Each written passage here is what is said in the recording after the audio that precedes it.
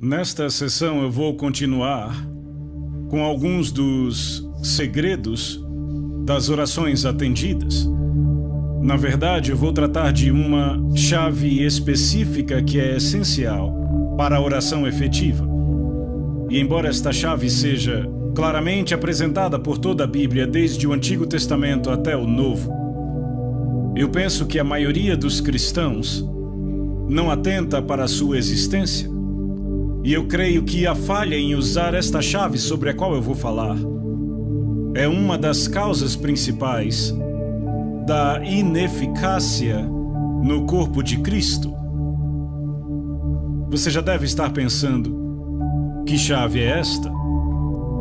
E eu posso dizer que quando você ouvi-la, provavelmente você não dirá glória a Deus. Eu quero voltar mais uma vez ao Sermão da Montanha, onde Jesus está dando instruções sobre como orar, e eu quero pegar duas passagens paralelas. A primeira está em Mateus capítulo 6, versos 5 e 6, onde Jesus diz: "E quando orarem, não sejam como os hipócritas", e aí ele descreve como os hipócritas agem. E aí ele diz no versículo 6, "Mas quando orarem", e aí ele diz o que fazer. Então ele usa a frase "quando orarem" duas vezes. Da primeira vez, ele começa com uma negativa: "Não orem como os hipócritas". Mas ele não termina aí. Ele conclui com uma positiva: "É assim que vocês devem orar", e na verdade nós dedicamos a nossa última sessão a analisar o padrão que ele nos deu. Mas agora eu quero avançar no mesmo capítulo 6, para os versículos 16 e 17. E aqui ele apresenta uma outra dimensão da oração. E ele diz: "Quando vocês jejuarem, não sejam como os hipócritas". Mas ele não para com a negativa. Muita gente acha que ele termina aí. Mas ele continua no versículo seguinte: "Mas quando vocês jejuarem", e aí ele nos diz como fazer isso de uma forma aceitável a Deus. Agora, eu acho que vocês percebem que há um paralelo bem próximo entre o que Jesus diz sobre orar e o que ele diz sobre jejum. Primeiro ele diz: "Quando vocês jejuarem", e aí ele diz: "Não façam desta forma, façam daquela". Agora, na minha opinião, a frase "quando vocês orarem" indica que Jesus espera que os discípulos dele atentem bem a isso. Quando vocês orarem, Jesus espera que os seus discípulos orem. Quantos aqui concordariam que essas palavras indicam que Jesus estava considerando que nós, os seus discípulos, oraríamos? Ele não diz "se vocês orarem", ele diz "quando vocês orarem". E eu imagino que a maioria de nós aqui concorda que o Senhor espera que nós, como cristãos, oremos regularmente. Não está certo? Ok, agora nós passamos para o próximo estágio e ele não diz "se vocês jejuarem", ele diz "quando vocês jejuarem". O que é que isso indica? Isto indica que ele espera que jejuemos da mesma maneira que ele espera que oremos. Não parece lógico?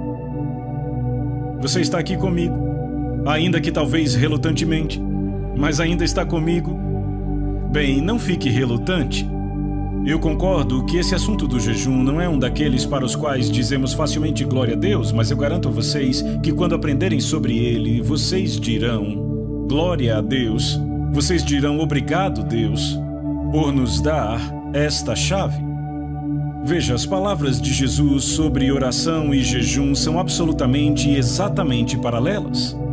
Quando vocês orarem, não orem desta forma, mas orem desta. Quando vocês jejuarem, não jejuem desta forma, mas jejuem desta outra. Então Jesus põe a oração e o jejum exatamente no mesmo nível.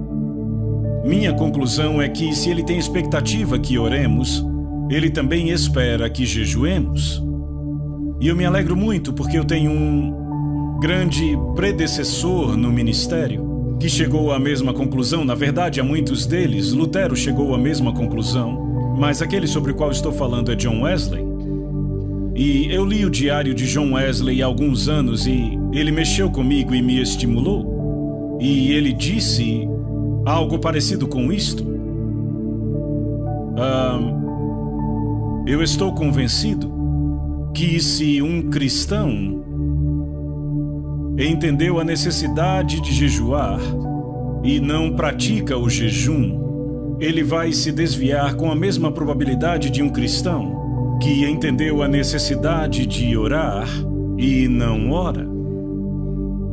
E John Wesley não ordenava para o ministério metodista nenhum homem que não se comprometesse a jejuar todas as quartas e sextas até as 4 da tarde. Era um requisito básico para ser ordenado no ministério metodista.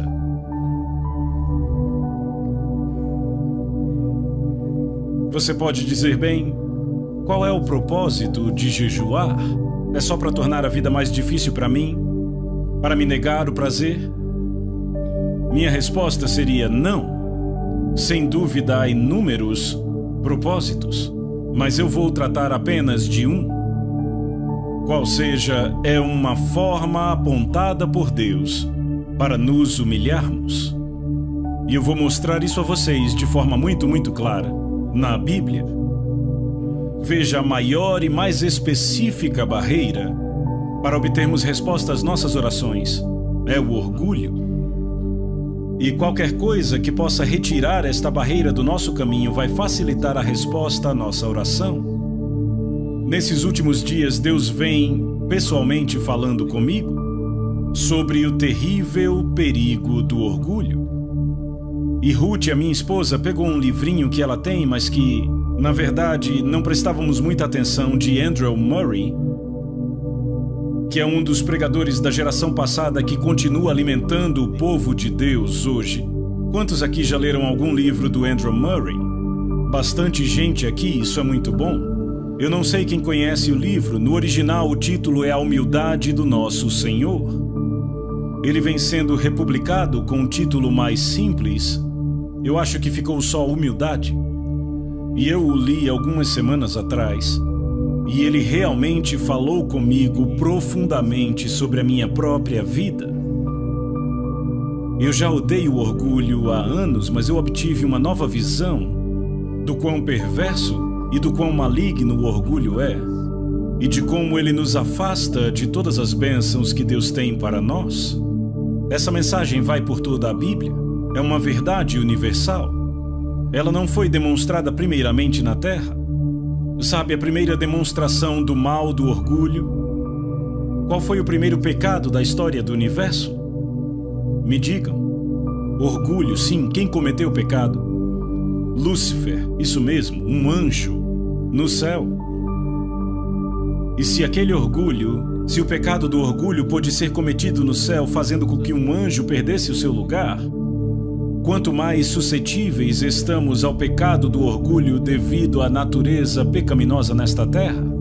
Eu vou dar aqui 3 passagens da Bíblia que tratam de orgulho e de humildade. A primeira fica em Lucas 14, versículo 11. E é o final de uma parábola onde Jesus explica como agir quando se é convidado a um banquete, em Lucas 14. E sabe, nós somos convidados para banquetes hoje em dia, às vezes. Eu fui convidado para um ontem. E Jesus disse, ele era tão prático. Ele sempre dava ilustrações muito simples. Primeiro, eu quero dizer que Deus nunca disse que ele vai nos humilhar. Ele sempre nos diz para nos humilharmos. Eu digo às pessoas, Deus podia te humilhar, mas só você pode se fazer humilde. Não ore, Deus me torne humilde. Porque essa não é uma oração bíblica e, além do mais, provavelmente você se arrependerá dos resultados desta oração. Algumas semanas ou meses depois, quando você se encontrar na situação mais humilhante e perguntar, Deus, como eu vim parar aqui? Bem, você orou. Você orou. Jesus diz, quando você for convidado para um banquete, não saiam correndo para pegar o melhor lugar, o lugar de honra. Porque você será envergonhado quando alguém chegar e disser: é o orador que senta aqui. Você arranje um lugar naquele canto ali. Jesus disse: quando chegarem, peguem o lugar mais inferior. Muito sábio, quando você está no fundo, não tem mais lugar nenhum para ir, a não ser para cima. Não sei se vocês conhecem uma oração de um homem chamado John Bunyan.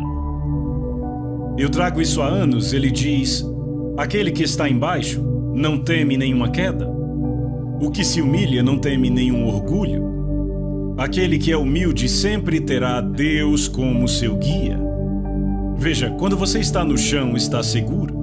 Não dá para ir mais para baixo. Muito raramente eu ministro em reuniões públicas grandes como esta, sem antes tomar meu lugar de rosto no chão, de joelhos diante do Senhor. E eu digo a vocês, antes desses encontros, Ruth e eu ficamos assim por muito tempo. É ali que eu me sinto realmente seguro, lá no chão. Então Jesus disse no fim da parábola: se você não quer ser envergonhado, evite a situação. Não vá sentar na melhor mesa. Sente no lugar mais inferior e só terá um lugar para ir, para cima. E ele resume tudo nestas palavras em Lucas 14:11. Pois todo aquele que se exalta será humilhado, mas aquele que se humilha será exaltado. Isto é universal. Ou seja, se aplica no universo, aplica-se no céu e se aplica na terra. A grande demonstração dessa verdade está em Lúcifer e em Jesus. Lúcifer foi um ser criado por Deus, mas ele buscou a igualdade com Deus, escorregou e caiu. Jesus tinha a igualdade com Deus, ele se humilhou até mesmo a morte de cruz. E a Bíblia diz que Deus o exaltou grandemente. Diz em Filipenses 2:9, desta forma, Deus o exaltou sobremaneira. Por que Deus o exaltou? Porque ele se humilhou, e todo aquele que se humilhar será exaltado. Eu posso prometer a vocês exaltação se vocês se humilharem. Não há nenhuma exceção. Eu tenho uma série de mensagens com este título: O caminho para cima fica embaixo. Quanto mais para baixo você vai, mais você acaba em cima. Não há nenhuma exceção para isto. Mas eu quero falar sobre a humildade como uma condição essencial para uma oração eficaz. E eu quero pegar algumas declarações para provar isto. Vamos começar em Tiago capítulo 4, versículo 10 e mais duas passagens que leremos. Tiago 4:10. Humilhem-se diante do Senhor e Ele os exaltará. Notem que ele diz humilhem-se, não diz ao Senhor para fazê-lo. É você que faz. Deus é que exalta se você se humilha. E uma passagem muito semelhante em 1 Pedro, capítulo 5, eu e Ruth proclamamos esta antes da mensagem passada. Verso 6, portanto, humilhem-se debaixo da poderosa mão de Deus para que Ele em tempo oportuno os exalte. O verso anterior diz: Deus resiste aos soberbos, mas dá graça aos humildes. Então, se você vai até Deus em oração com o seu orgulho, Deus estará te resistindo. E adivinha quem empurra com mais força? Você não pode se aproximar de Deus em orgulho. Lá em Salmos diz que o Senhor conhece os orgulhosos de longe, e Ele os mantém longe. Não há acesso a Deus com orgulho. Então, qualquer coisa que nos permite nos humilharmos é uma bênção que não tem preço, mesmo que não seja muito agradável na hora. E uma das formas bíblicas apontadas para nos humilharmos é jejuando. E eu vou mostrar isso direto da Bíblia. Eu quero começar com uma declaração de Davi, uma declaração muito simples, em Salmo 35, versículo 13, onde ele diz: eu humilhava a minha alma com o jejum. Algumas traduções dizem eu afligia a minha alma, mas no original em hebraico é eu humilhava a minha alma. Por que você precisa humilhar a sua alma? Bem, a sua alma é a parte arrogante em você, é a parte autocentrada, é a parte egoísta. Sua alma tem 3 funções principais: a vontade, o intelecto e as emoções. E ela expressa isso nas seguintes frases: eu quero, eu acho, eu sinto. E Deus diz que o que você quer não é importante, o que você pensa não é importante, o que você sente não é importante. O que é importante é a minha vontade. E se você quer se alinhar à minha vontade, você tem que tratar a sua alma. E uma forma de tratar a sua alma é humilhar a sua alma com o jejum. Eu lembro que há alguns anos eu preguei uma mensagem assim, em Washington, D.C., e lá havia um advogado cristão. Ele entendeu a mensagem e disse: amanhã eu vou fazer isto. Então amanhã vou jejuar. E ele fez, e ele teve um dia miserável. Toda vez que ele passava por um restaurante, sentia o cheiro da comida. Quando passava por uma confeitaria, ele parava, olhava para a vitrine. Foi um dia miserável. Então, ao final do dia, ele deu uma lição ao seu estômago. Ele disse: ei, estômago, você me causou muitos problemas hoje. Você me trouxe vários desconfortos desnecessários. Então, por isso, eu vou te punir. Eu vou jejuar amanhã também. Veja, isto é humilhar a sua alma, é trazê-la à sujeição. Deixa eu dizer isto. O estômago é um maravilhoso servo, mas é um mestre terrível. Quem é o mestre em sua vida? Você ou seu estômago? Boa pergunta. É uma pergunta que todos temos que fazer. Acredite, pessoas no ministério não estão isentas desta pergunta. Eu já lutei batalhas contra meu estômago várias vezes. Mas quando obtive a vitória, eu fui abençoado. Nem sempre imediatamente, nem sempre dramaticamente, mas de um jeito ou de outro, eu recebi a bênção de Deus. E aí, se eu me torno arrogante, a bênção de Deus se afasta. E eu digo: Deus, o que acontece? E Ele gentilmente indica de uma forma ou de outra: você se tornou orgulhoso e autocentrado de novo, quis do seu jeito. Você está deixando sua vontade e sua alma falarem. Ela tem que ser trazida à sujeição à minha vontade, à minha palavra e ao meu jeito. Então vamos ver alguns exemplos, na verdade apenas 2. Vamos ver o dia da expiação. Em Levítico capítulo 16, versos de 29 a 31. Levítico capítulo 16, versículos de 29 a 31. Veja, este é um capítulo bem longo. E são as ordenanças para o dia da expiação, que o povo judeu chama de Yom Kippur. E este é o dia mais sagrado do calendário judaico até hoje. E ele descreve a maneira como Deus ordena o sacrifício pelo perdão dos pecados de Israel.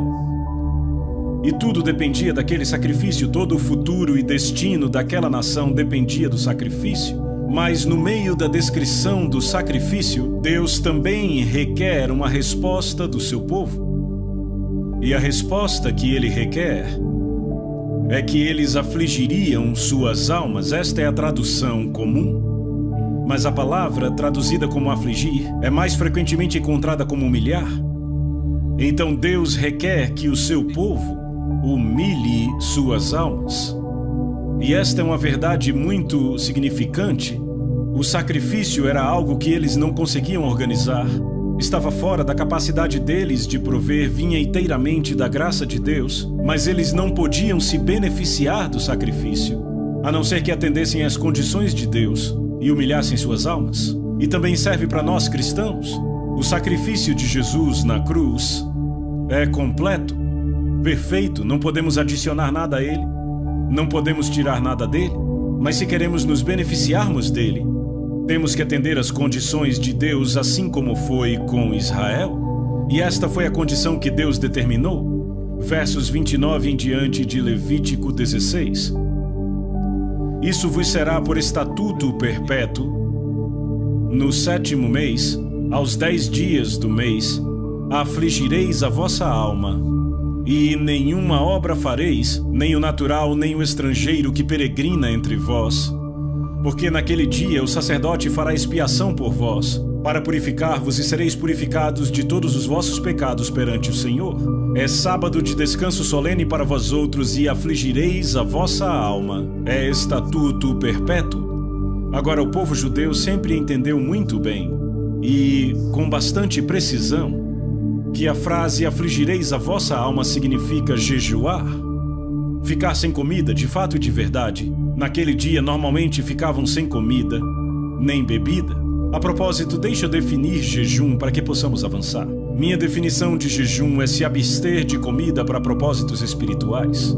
Frequentemente também de bebidas, mas, falando de forma geral, não é. E se você se abstém de líquido, cabe a você decidir. Mas o que eu quero apontar aqui é que era requerido a Israel humilhar a sua alma para receber o benefício do sacrifício feito em seu favor.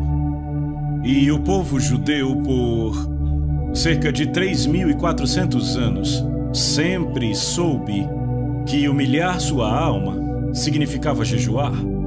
Na verdade, esta é uma prática que não foi quebrada na história desde os tempos de Moisés até hoje. No dia da expiação, eles afligem suas almas, jejuando. E no Novo Testamento, em Atos capítulo 27, versículo 9, este dia é chamado Dia do Jejum, que é a confirmação no Novo Testamento do entendimento de que afligir nossas almas é jejuar, é trazer nossas almas à sujeição, é não permitir que nossa alma dite algo para nós ou para Deus, é nos submetermos a Deus. E eu reforço meu ponto com uma conversa que Deus teve com a terra, quando Ele nos comunica que a resposta que Ele quer de nós, da mensagem da graça, é apresentarmos nosso corpo. Não é algo lá em cima, voando no etéreo. É algo bem aqui embaixo na terra, prático. E quando Deus diz, eu quero que vocês se humilhem uma forma, e de jeito nenhum é a única forma, uma forma, é jejuando. E então lemos a respeito do retorno dos exilados, depois do cativeiro da Babilônia, em Esdras capítulo 8. Esdras recebeu a tarefa de liderar um grupo de exilados da Babilônia até Jerusalém. Era uma jornada de 4 meses. Naqueles dias, e tinham que passar por um território onde havia bandidos, ladrões e inimigos de Israel. E Esdras tinha consigo não apenas mulheres e crianças, como também os mais preciosos vasos do templo para levar de volta. A questão era como ele conseguiria uma passagem segura. E aqui está a solução de Esdras. Vamos ler em Esdras 8, começando do versículo 21. Então apregoei ali um jejum junto ao rio Ahava, para nos humilharmos perante o nosso Senhor, para lhe pedirmos jornada feliz para nós, para nossos filhos e para tudo o que era nosso. Como foi que eles se humilharam? Apregoaram um jejum, veja, era um jejum público para todo o povo de Deus. E então ele vem com esta afirmação bem interessante, porque tive vergonha de pedir ao rei, exército e cavaleiros, para nos defenderem do inimigo no caminho. Porquanto já havíamos falado com o rei, dizendo a ele, a boa mão do nosso Deus é sobre todos os que o buscam para o bem deles, mas a sua força e a sua ira contra todos os que o abandonam. Vejam, Esdras se colocou em um lugar pelo seu testemunho, no qual ele tinha que provar aquilo que ele havia dito. Ele disse ao rei, o nosso Deus é o Deus Todo-Poderoso, é o Deus dos céus, ele nos protege. E então ele recebeu a tarefa de levar aqueles exilados de volta numa situação muito perigosa. E ele diz, eu poderia ter ido ao rei e pedido uma escolta, soldados e cavaleiros, mas como isso se encaixaria na minha afirmação que Deus protege o seu povo? Frequentemente acontece conosco, testemunhamos e temos que viver do nosso testemunho. E então ele disse, eu não escolhi o caminho carnal, eu não escolhi o caminho do mundo, eu escolhi o caminho espiritual. Buscar a proteção de Deus não com soldados e cavaleiros, mas jejuando, humilhando-nos diante de Deus, invocando sua proteção. Você lê essa história, mas ele conclui no versículo seguinte, nós, pois, jejuamos e pedimos isto ao nosso Deus, e ele respondeu a nossa oração. E você lê o resto da história, eles passaram em segurança, sem nenhuma perda, nenhum acidente. E em muitas situações, somos confrontados com duas alternativas: tomaremos o caminho carnal ou tomaremos o caminho espiritual. Bem, então deixa eu falar e testemunhar da minha própria experiência. Por haver me tornado o pai adotivo de uma grande família numa situação muito difícil e termos que nos mudar de país para país, de lugar para lugar, eu posso dizer que a minha primeira esposa, Lídia, e eu seguimos o exemplo de Esdras. Quando tínhamos uma jornada para fazer, jejuávamos e orávamos. E graças a Deus, a nossa família sobreviveu intacta. Em meio a circunstâncias terrivelmente perigosas, em meio à guerra, à fome, sobrevivemos. Eu posso testemunhar: o caminho de Deus funciona. Ele é prático, não é algo teórico. Certo, então vamos considerar um pouco pessoas debaixo do julgamento de Deus. Se o julgamento de Deus viesse a ser proclamado sobre a nação da Nova Zelândia e quiséssemos avisar, e isso pode acontecer facilmente, eu não acredito que está longe, o que poderíamos fazer? Poderíamos jejuar, nos humilharmos diante de Deus. Sabe, houve um rei terrivelmente mau em Israel, chamado Acabe. Eu não sei se você lembra da história de Acabe, mas ele casou com Jezabel e ele levou Israel à idolatria e a todo tipo de maldade.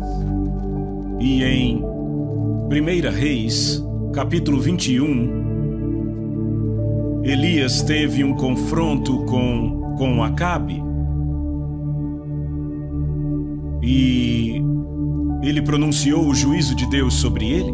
Vejamos aqui, Deus disse a ele, verso 21, farei a tua casa como a casa de Jeroboão, filho de Nebate, e como a casa de Baasa, filho de Aías. Todo homem e toda mulher da sua família será destruído. Esse foi o juízo de Deus. E então ele continua dizendo, no verso 25, ninguém houve, pois, como Acabe, que se vendeu para fazer o que era mal perante o Senhor, porque Jezabel, a sua esposa, o instigava. Então ele foi o rei mais perverso, e Deus anunciou o juízo sobre ele através do profeta Elias. Mas Acabe temeu ao Senhor. Verso 27, tendo Acabe ouvido estas palavras, rasgou as suas vestes, cobriu de pano de saco o seu corpo e jejuou, dormia em panos de saco e andava cabisbaixo. E veio a palavra do Senhor a Elias, dizendo, não viste que Acabe se humilha perante mim? Portanto, visto que se humilha perante mim, não trarei este mal nos seus dias, mas nos dias do seu filho trarei. Então temos aqui este homem apontado como o rei mais perverso em Israel até aquela época. O juízo de Deus foi pronunciado contra ele e sua família. Mas quando ele se humilhou com o jejum, Deus disse, não trarei o juízo nos seus dias. Ora, se o jejum pôde fazer isto com Acabe, o que poderá fazer a mim e a você como filhos de Deus? Você vê o potencial. E então, na história de Jonas, na sua mensagem para Nínive, vemos como ele entrou na cidade, uma cidade muito perversa, violenta e má, e ele proclamou que em 40 dias a cidade seria destruída. Aquela era uma mensagem de Deus. Como foi que os habitantes de Nínive responderam? Jonatas 3:6. Chegou esta notícia ao rei de Nínive. Ele levantou-se do seu trono, tirou de si as vestes reais, cobriu-se de pano de saco e assentou-se sobre a cinza. E ele fez toda a cidade jejuar. Até mesmo os animais jejuaram. E ele diz no verso 10, viu Deus o que fizeram, como se converteram do seu mau caminho. E Deus mudou de ideia quanto ao mal que tinha dito que lhes faria, e não o fez.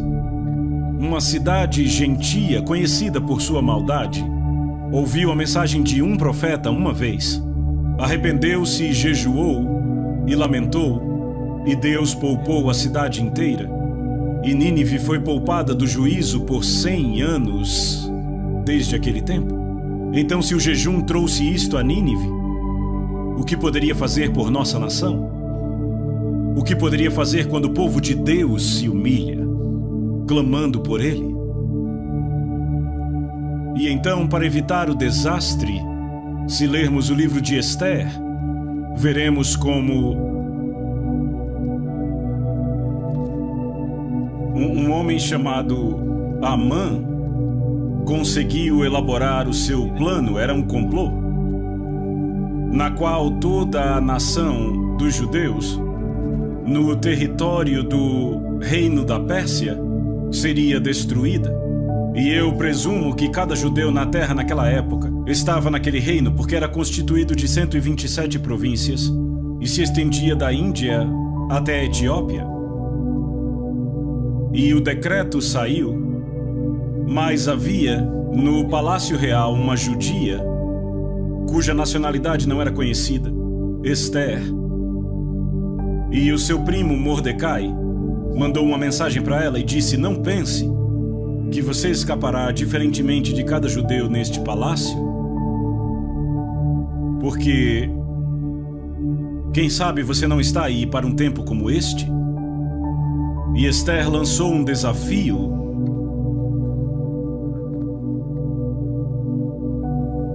E ela disse: vai e reúna todos os judeus que estiverem em Suzã e jejuem por mim. Não comam nem bebam nada por 3 dias durante dia e noite. Eu e as minhas servas também jejuaremos.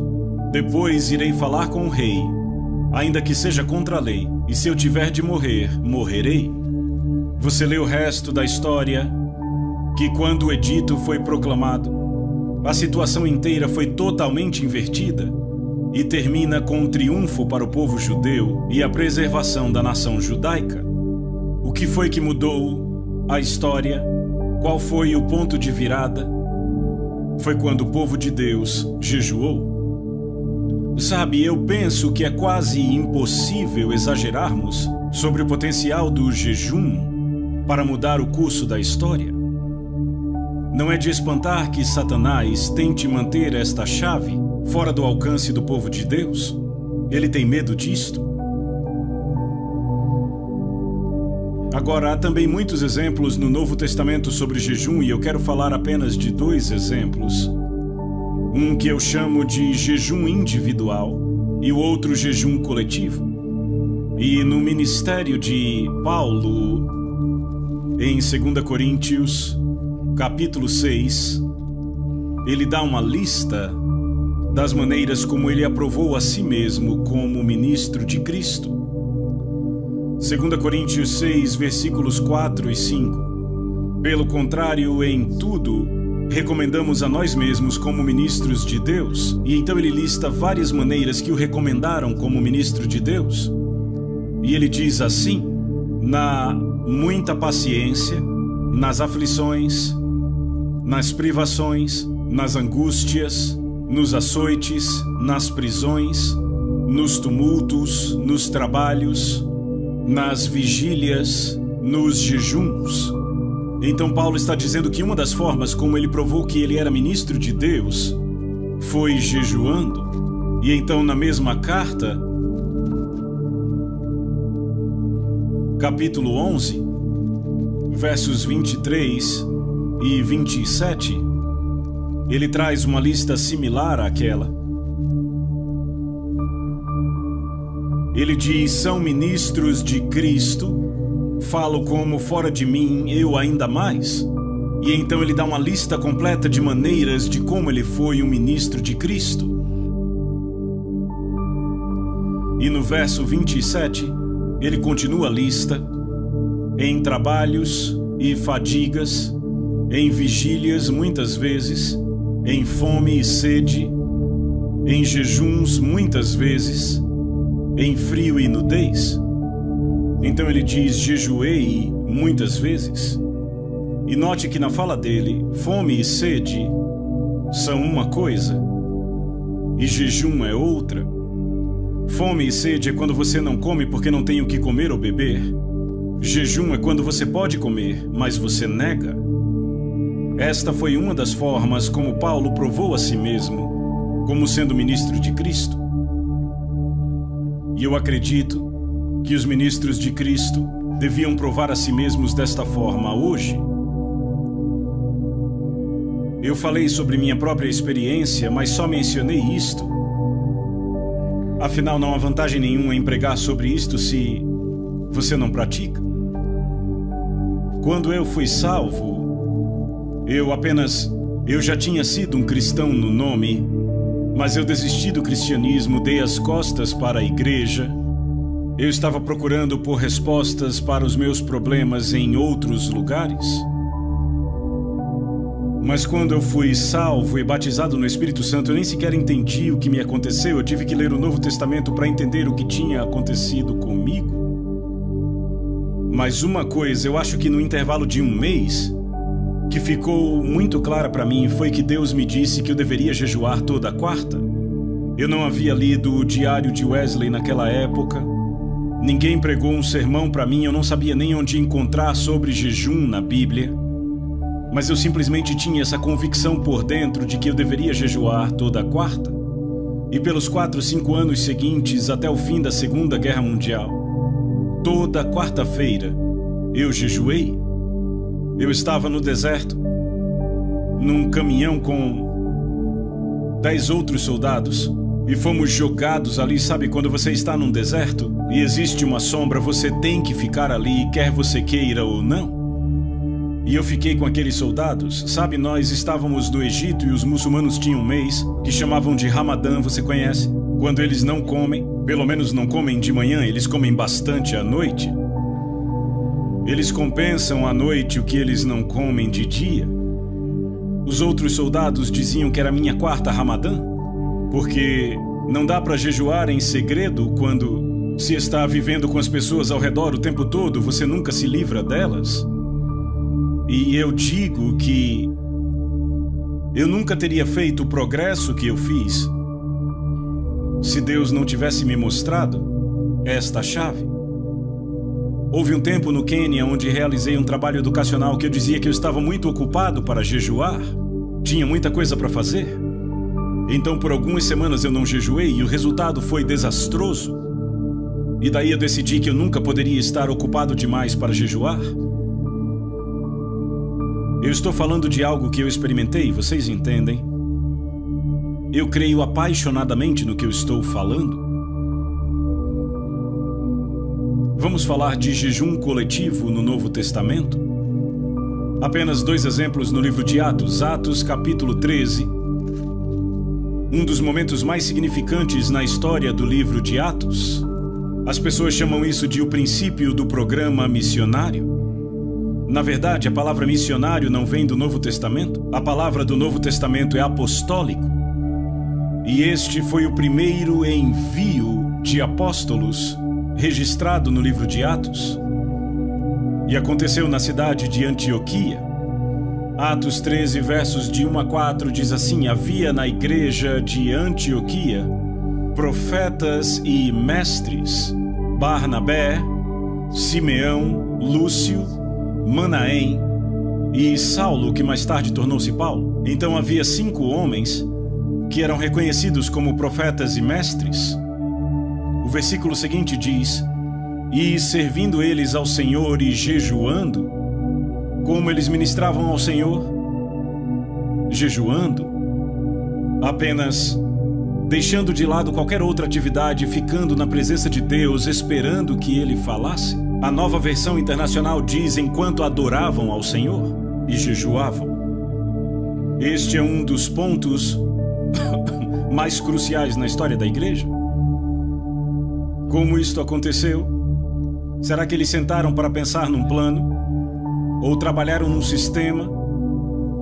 Não. Eles deixaram de lado todos os seus esforços e esperaram Deus falar. E a forma como se consagraram foi deixando de lado a comida. Quem sabe por quanto tempo, talvez 1 dia, 2 dias, eu não acredito que foi tão longo. Mas eles simplesmente tiraram um tempo desligados de qualquer ocupação e distração, a fim de ouvir de Deus. E Deus falou.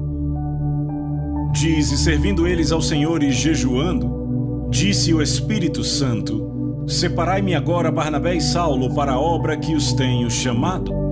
Então ouviram de Deus a estratégia dele. Sabe qual o maior problema da igreja de hoje? É que raramente a igreja segue a estratégia de Deus. Raramente. Temos nossos próprios planos, nossos programas, nossos sistemas, e a maioria deles não foi Deus quem iniciou. E Deus só se compromete a concluir aquilo que Ele iniciou. Paulo diz em Filipenses 1,6: estou plenamente certo de que aquele que começou a boa obra em vós há de completá-la. Jesus diz: eu sou o Alfa e o Ômega, o princípio e o fim. O que Ele começa, Ele vai concluir. Mas o que Ele não começa não tem compromisso de concluir. O que é importante é descobrir o que Deus está começando. Qual é o plano de Deus? Como podemos ouvir de Deus? E a igreja antiga estabeleceu o padrão. Eles tiraram um tempo de tudo, incluindo de comer, e disseram: temos que ouvir de Deus. E eles ouviram. Deus disse: bem, eu tenho um plano. Eu quero que separem 2 homens, Barnabé e Saulo, e os enviem. Não os enviaram imediatamente? Ouçam. Diz: então, jejuando e orando, e impondo sobre eles as mãos, os despediram. Então jejuaram de novo. Da primeira vez jejuaram para saber a vontade de Deus. Da segunda vez jejuaram para comprometer aqueles homens a cumprir a vontade de Deus. E o versículo seguinte diz: enviados, pois, pelo Espírito Santo. E a palavra enviados aí vem de uma bela palavra grega que significa enviados e acompanhados. O Espírito Santo não disse apenas vão, disse: vão e eu vou com vocês. E este foi o princípio do ministério apostólico. Naquela época foram chamados de profetas e mestres. Mas no capítulo seguinte de Atos, capítulo 14, verso 14, diz: quando os apóstolos, Barnabé e Paulo, quando eles se tornaram apóstolos? Quando foram enviados pela igreja. Veja, o apóstolo é aquele enviado. Isso é tremendamente importante porque isto indica uma forma bíblica de como podemos instituir o ministério apostólico. Quantos de nós acreditam em profetas e mestres? Você acredita que há profetas e mestres na igreja hoje? Eu certamente acredito que existem. Se profetas e mestres esperaram por Deus jejuando e buscando, isto abre um padrão, uma forma bíblica de Deus enviar apóstolos. Quantos acreditam que pode haver apóstolos na igreja hoje? É uma boa coisa, porque são postos na igreja para aperfeiçoá-la. Se tivessem sido banidos, a igreja nunca estaria completa. Então, o momento mais decisivo daquele período foi o envio daqueles apóstolos. No que isto resultou? Digam em uma palavra: não ouvi na igreja. Agora, eles ganharam muitas pessoas para o Senhor nas cidades que visitaram. E então tiveram que estabelecer igrejas. Primeiramente tinham grupos de discípulos e depois tiveram que construir igrejas. Qual foi o ponto de transição de um grupo de discípulos para a igreja? Quais pessoas tiveram que ser levantadas? Me digam. Presbíteros, isso mesmo. Foi aí que os discípulos se tornaram uma igreja, quando surgiram os presbíteros para governar. Então fizeram isso. Lemos em Atos 14. Verso 21, e tendo anunciado o evangelho naquela cidade e feito muitos discípulos, voltaram para Listra, Icônio e Antioquia, cidades onde já haviam pregado, fortalecendo a alma dos discípulos, exortando-os a permanecer firmes na fé e mostrando que através de muitas tribulações nos importa entrar no reino de Deus. Então, tendo levantado presbíteros em todas as igrejas e orado com jejum, os recomendaram ao Senhor. Como levantaram presbíteros? Como entraram na mente do Senhor para saber quem seriam? Tem versões que trazem a palavra eleição. Sim, mas foi uma eleição de Deus. Como entenderam a mente de Deus? Qual foi a chave? Não ouvi vocês? Jejum, obrigado. Vocês veem 2 nomeações decisivas na obra da igreja: apóstolos e presbíteros. E na igreja antiga, ambas as nomeações foram alcançadas através da oração e do jejum. Por que esperaríamos fazer de alguma forma diferente em nossa época? Será que podemos melhorar este método? Deus nunca nos pediu para melhorar nada, apenas nos pediu para seguir. Entendem? Aqui está uma chave. E eu estou pondo ela em suas mãos. O que farão com ela? O que os cristãos desta nação vão fazer com esta chave? O que os cristãos da Austrália farão com esta chave? O que os cristãos da Inglaterra farão com esta chave, África do Sul e todas as outras nações onde esta mensagem chegar? Você acha que Deus mudou? Será que encontramos uma maneira melhor? Certo, então agora eu quero apontar duas conclusões. A primeira está na conhecida passagem em 2 Crônicas 7:14. Eu a chamo de esperança para uma nação. Esperança para uma nação. Quantos sabem o que 2 Crônicas 7:4 diz? Muitos, graças a Deus.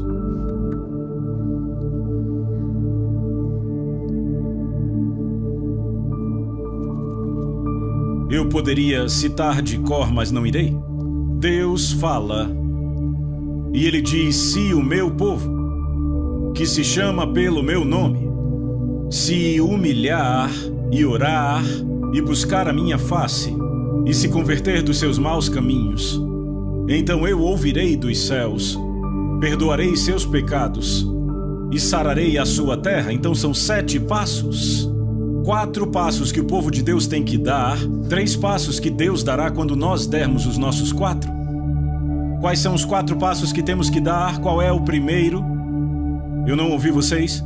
Nos humilharmos. Por quê? Porque o orgulho é uma barreira para a resposta às nossas orações. O próximo é orar. Deus diz: não comece a orar até tratar do seu orgulho. E então Ele diz: buscar a minha face. Não significa uma reunião de oração de 8 às 9:30. Isso é orar até experimentar a presença de Deus. E então Ele diz: se converter dos seus maus caminhos. E você diz: Deus, mas eu não tenho maus caminhos. E Deus diz: espere até estar em minha presença e você descobrirá. Experimentamos isso em nossa igreja em Fort Lauderdale cerca de 5 anos atrás. A esposa de um dos presbíteros recebeu uma palavra do Senhor para proclamar um jejum. Eu já vou falar sobre isso, um jejum coletivo. E aquilo não foi recebido com muito entusiasmo. O fato foi que os presbíteros, e eu era um deles, ficaram tão envergonhados que tivemos que fazer algo a respeito daquilo. E então dissemos que íamos tirar um certo período para jejuar e orar, e nos encontrávamos toda manhã, eu acho que era o que, 5 da manhã. Bem, eu não estava lá, Ruth e eu estávamos viajando quando começaram. E se não me engano, na primeira manhã havia 13 pessoas. A igreja tinha mais de 500 pessoas na época. Na manhã seguinte, eu acho que vieram 7. E aí começou a ficar, como é típico nas reuniões de oração, na manhã seguinte havia 4. Mas então, um irmão que não era um presbítero recebeu um fardo do Senhor. E ele passou 24 horas chorando. E as coisas mudaram. E quando Ruth e eu voltamos, eu disse: gostemos ou não, isso vem de Deus, é melhor a gente se envolver se não quisermos nos perder dele. E eu não posso entrar nos detalhes, mas pelas próximas, eu acho que 6 semanas, nos encontrávamos toda manhã às 5 da manhã e passávamos a maior parte do tempo com o rosto ao chão. E os pecados que foram confessados foram espantosos. Era uma igreja ótima e respeitável, mas havia adultério, fornicação, havia alcoolismo, e não veio à tona até estarmos na presença de Deus. Não diga a Deus: eu não tenho maus caminhos para me arrepender. Provavelmente isso só vai dizer o quão distante você está da face dele. À luz do semblante dele, as coisas ficam diferentes. O que Deus pede de nós? 4 coisas: nos humilharmos, orar, buscar sua face, se converter dos maus caminhos. Como é que nos humilhamos? Fazendo o quê? Você entendeu a mensagem? Certo, veja, você pode jejuar e ser muito orgulhoso. Jesus disse: não jejue assim. Não é assim que se jejua, é assim que os hipócritas jejuam. Mas ele não disse, é por isso que vocês não jejuarão? Não, ele disse, jejue da maneira certa, não da errada. Então Deus diz, eu faço 3 coisas. Se você faz as 4, eu faço as 3. Eu ouvirei, eu perdoarei os pecados e eu sararei a sua terra. Quantos aqui gostariam de ver a sua terra sarada? Será que Deus já te mostrou um caminho? Será que há um remédio bíblico? Eu creio que há. Vamos para uma última passagem na Bíblia. Joel capítulo 2.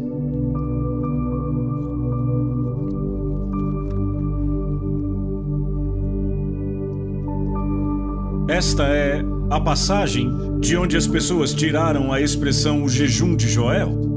Joel 2,15. Tocai a trombeta em Sião, promulgai um santo jejum, proclamai a assembleia solene, congregai o povo, santificai a congregação, ajuntai os anciãos, os filhinhos e os que mamam. É interessante, naquela época tínhamos crianças de colo e crianças maiores nos encontros. Quase toda manhã lá estavam elas e elas pareciam incomodadas e desapontadas quando seus pais não as acordavam para a oração. Sabe, era um exemplo vivo disso. Vamos continuar. Saia o noivo da sua recâmara e a noiva do seu aposento. Chorem os sacerdotes, ministros do Senhor, entre o pórtico e o altar, e orem. Que digam, poupa o teu povo, ó Senhor, e não entregues a tua herança ao opróbrio, para que as nações façam escárnio dele, porque hão de dizer entre os povos onde está o seu Deus. Note que, acompanhando, percebemos que ele menciona 3 categorias: os sacerdotes, os ministros e os anciãos. E aqui está a responsabilidade da liderança na igreja de dar o exemplo, de tomar a dianteira. Sabe quem são os líderes? As pessoas que vão na frente. Às vezes os ministros estão liderando de trás. Isto não é liderança. Jesus, no jardim do Getsêmani, levou seus discípulos consigo e então tomou 3. E eles pararam e diz que ele foi um pouco mais adiante. Isto é liderança? É ir um pouco mais adiante?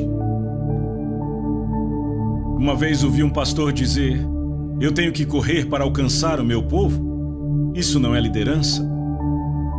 Aqui está a responsabilidade da liderança. Agora, ouçam a última declaração, onde no mesmo capítulo, versículo 28, e acontecerá depois que derramarei o meu espírito sobre toda a carne. Vossos filhos e vossas filhas profetizarão, vossos velhos sonharão e vossos jovens terão visões. Ele diz depois do quê? Depois do quê? Depois que o povo de Deus atendeu às condições dele. Agora eu sei que Pedro, citando isso no dia de Pentecostes, disse, acontecerá aqui nos últimos dias. Mas aquele não era um cumprimento total, era um cumprimento antecipado, e é muito significante porque, naquela passagem em Atos 2, Pedro cita o Senhor dizendo, derramarei do meu espírito. Algo do meu espírito, e aquilo começou no dia de Pentecostes. Mas nesta passagem Deus diz, eu derramarei o meu espírito, não do meu espírito, mas eu liberarei o meu espírito na terra, sobre toda a carne. Irmãos e irmãs, ainda não vimos isto, vimos apenas um pouco salpicado. Há mais de 1 bilhão de muçulmanos na terra que nunca foram tocados pelo Espírito de Deus. Como os alcançaremos? O que libertará o Espírito de Deus? Eu digo a vocês, se vocês já lidaram com o Islã, é uma fortaleza impenetrável para uma aproximação natural. Você tem que ir pelos meios espirituais. Qual é o programa de Deus? Convoquem um jejum, santifiquem a assembleia. Que os anciãos, os sacerdotes e os ministros mostrem o exemplo. E Deus diz, no meu tempo, quando atenderem minhas condições, eu vou derramar o meu espírito sobre toda a carne. Eu creio que esta é a solução, e eu não acredito que haja outra. E eu creio que Deus nos mostrou na Bíblia o caminho. Vamos curvar as nossas cabeças diante do Senhor. Peça a Deus. Eu quero que você pergunte a Deus. Eu quero que você pergunte a Deus se tudo isso que foi dito vem da parte dele.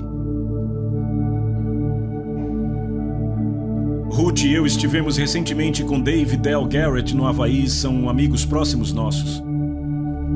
E Dave graciosamente orou por estes encontros que estamos tendo aqui.